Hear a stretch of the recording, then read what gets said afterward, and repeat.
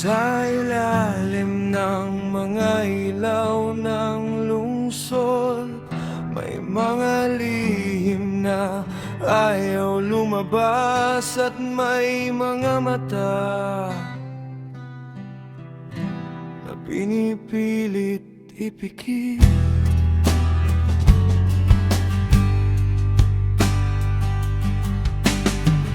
May mga taong nakaupo sa taas, habang ang marami naghahanap ng bukas. Mga pangakong isinulat sa hangin, mga katotohanang pilit tinatago sa dilim.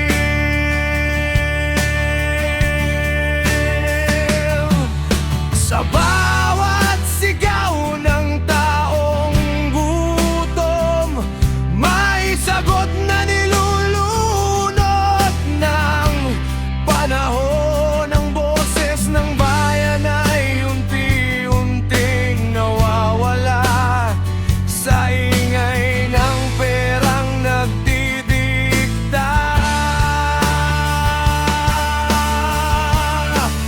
Nasaan ang ilaw sa mundong bulag kapag ang katotohanan ay binabaluktot nila? Kung ang hustisya'y may presyo sa kamay, sino ang lalaban para sa naiwan sa buhay? Sa lawa ng mga anino, nakikita ko ang tunay na mukha nito. Hindi lang sila ang may kasalanan, dahil tahimik din ang kanamihan.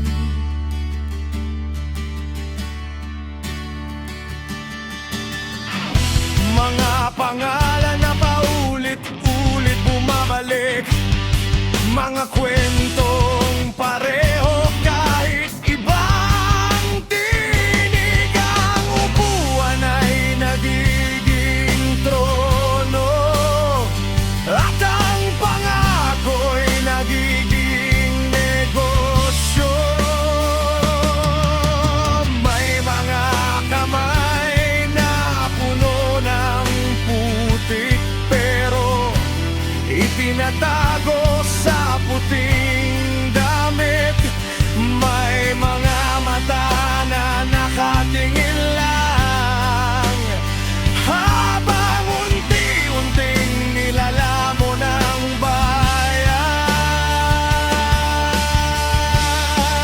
Nasaan ang ilaw sa mundong bulag kapag ang katotohanan ay tinatabunan nila?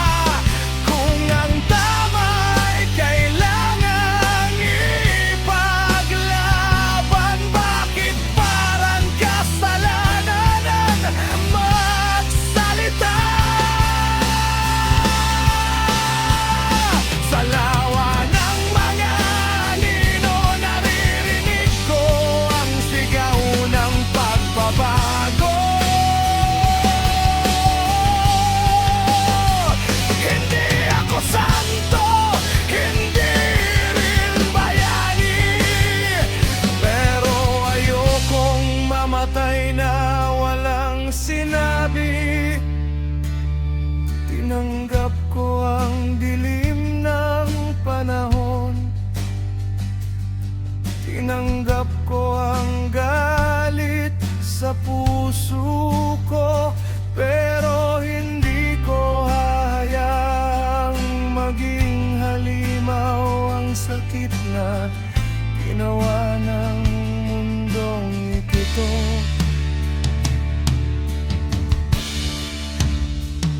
Sa gitna ng gumuho nating sistema, may apoy pa rin sa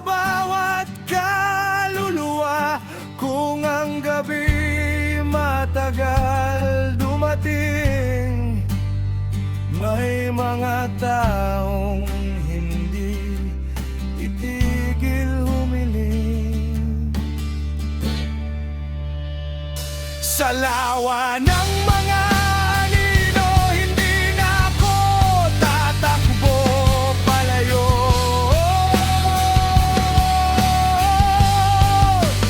Dahil ang pagbabago ay nagsisimula sa taong handang harapin ang katotohanan. Hindi lahat ng tahimik ay payapa. Minsan, naghihintay lang sila ng umaga.